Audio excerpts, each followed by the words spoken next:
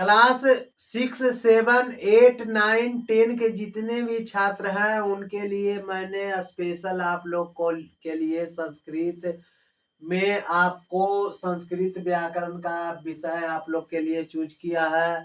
और इसमें एक भी चीज नहीं छूटेगा और हर एक पॉइंट पर ध्यान देते हुए आपको डिस्कस करके आगे की ओर बढ़ाया जाएगा।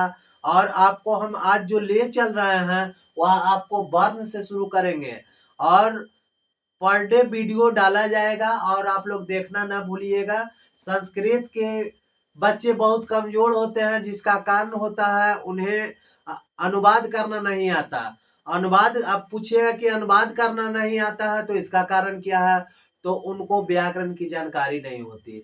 तो व्याकरण की जानकारी कैसे होगी, जब हम जानेंगे व्याकरण किसे कहते हैं, संस्कृत व्याकरण किसे कहते हैं, ये सारी बातें जानेंगे। उसके बाद संस्कृत व्याकरण की गहराई तक जाएंगे, संस्कृत व्याकरण के बारे में जानेंगे, तब जा करके हमें अनुवाद समझ में आएगी। और जब छोटे छोटे अनुवाद जब हमको समझ में आने लगेगी तो धीरे धीरे पुस्तक पढ़ना आएगा। और जब धीरे धीरे पुस्तक पढ़ना आएगा तो पूरी तरह से पुस्तक पढ़ना भी सीख लीजिएगा।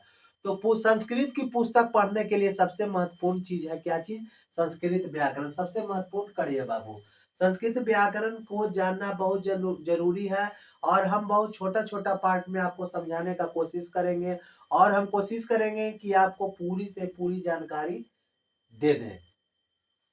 तो जिन बच्चों को संस्कृत व्याकरण पढ़ने के लिए जागरूक हैं और वीडियो एक भी ना छोड़ करके हर एक पॉइंट को सीखना चाहते हैं तो अभी के अभी चैनल को सब्सक्राइब कर दीजिए और अपने दोस्तों के साथ शेयर कर दीजिए और उनसे भी चैनल को सब्सक्राइब करा लीजिए। आज से हम संस्कृत व्याकरण की पूरी जानकारी आप लोग को देने जा रहे हैं और भी आपको एक एक पॉइंट करके देने जा रहे हैं। तो आज हम चलते हैं विषय पर और शुरू करते हैं। अगर सब्सक्राइब नहीं किए हैं तो आप लोग सब्सक्राइब कर लीजिए और दोस्तों को शेयर कर दीजिए। आज हम एकदम सबसे वर्ण से चलेंगे। कहां से चलेंगे, वर्ण से चलेंगे।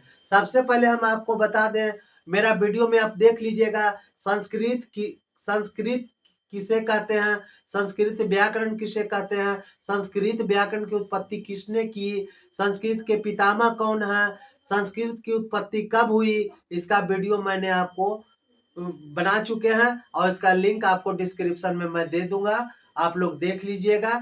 संस्कृत की पूरी डिटेल आप देख लीजिएगा। और आज हम आपको जो बताने जा रहे हैं वर्ण से बताने जा रहे हैं। तो वर्ण किसे कहते हैं संस्कृत में, तो वर्ण उस मूल ध्वनि को कहते हैं जिसे खंड या टुकड़े नहीं किए जा सकते, जिसे खंड या टुकड़े नहीं किए जा सकते उसे क्या कहते हैं, वर्ण कहते हैं। और वर्ण को अगर हम खंड या टुकड़ा भी करते हैं तो वह क्या कहलाता है, अक्षर कहलाता है। क्या कहलाता है बाबू, अक्षर कहलाता है।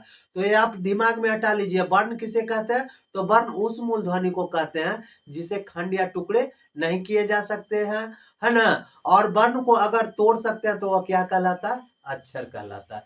चलिए बोर्ड स्क्रीन पर क्या लिखा हुआ देखते हैं।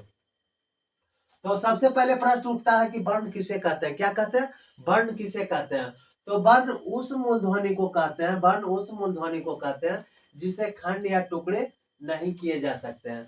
वर्ण उस मूल ध्वनि को कहते हैं जिसे खंड या टुकड़े नहीं किए जा सकते हैं, है ना। जैसे का एक वर्ण है तो क को हम तोड़ते हैं तो क हलंत जोड़ अ आ जाता है। क्या आ जाता है बाबू, क हलंत जोड़ अ। जिसे अंग्रेजी में आप पढ़े होंगे ए बी सी डी, तो इसका उच्चारण करते हैं तो ए आ जाता है। क्या आ जाता है, ए। बी में क्या आ जाता है, बी जोड़ ई बी। सी में क्या आ जाता है, सी जोड़ ई। डी में क्या आ जाता है, डी जोड़ ई। तो इसमें ये क्या मिला हुआ, वोवेल है, ये सब क्या है, स्वर है। उसी तरह से अ आ हर्षई दीर्घई हर्षऊ दीर्घऊ, ये सब क्या है बाबू, स्वर है। ये सब क्या है, स्वर है। और ये स्वर की मात्रा किसमें मिला हुआ है, सारे व्यंजनों में मिला हुआ है ना, सारे व्यंजनों में मिला हुआ है। तो क में किस चीज का उच्चारण है, आ का उच्चारण है। क में क्या चीज का उच्चारण है, क। देखिए हम लोग बोल के देखिए, एकदम बारीकी से समझिएगा, एक एक पॉइंट को आप बारीकी से समझिएगा। अगर सब्सक्राइब नहीं किए हैं तो सब्सक्राइब कर लीजिए, शेयर नहीं किए हैं तो अपने दोस्तों को शेयर कर लीजिए और उनसे सब्सक्राइब करवा लीजिए, और तब आपको पढ़ने में ज्यादा मजा आएगा। और मजा लेने के लिए चलिए फिर से हम देखते हैं। तो क को जब हम तोड़ते हैं, इसमें क को जब हम बोलते हैं तो क्या आ जाता है बाबू? क हलंत और जोड़ अ का उच्चारण आ जाता है। क हलंत जोड़ अ का उच्चारण आ जाता है। ये अ क्या है? स्वर है बाबू। क्या है? अ क्या है? स्वर। क क्या है? व्यंजन। इसका हम विस्तृत जानकारी हम आगे करेंगे। अगले वीडियो में हम इसी के बारे में हम जानकारी देंगे कि स्वर किसे कहते हैं और व्यंजन किसे कहते हैं। इसका पूरा डिस्कस हम आपको बताएंगे अगले वीडियो में।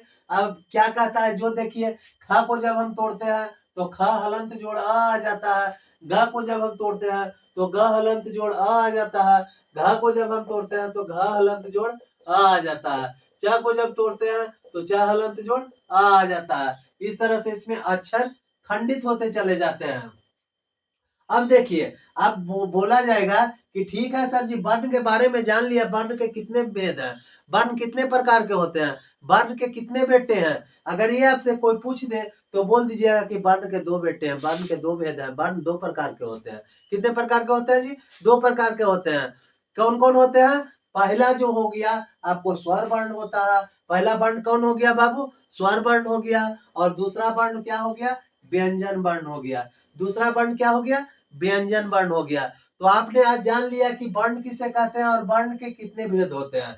नेक्स्ट वीडियो में हम आपको स्वर वर्ण किसे कहते हैं और व्यंजन वर्ण किसे कहते हैं इसकी जानकारी देंगे।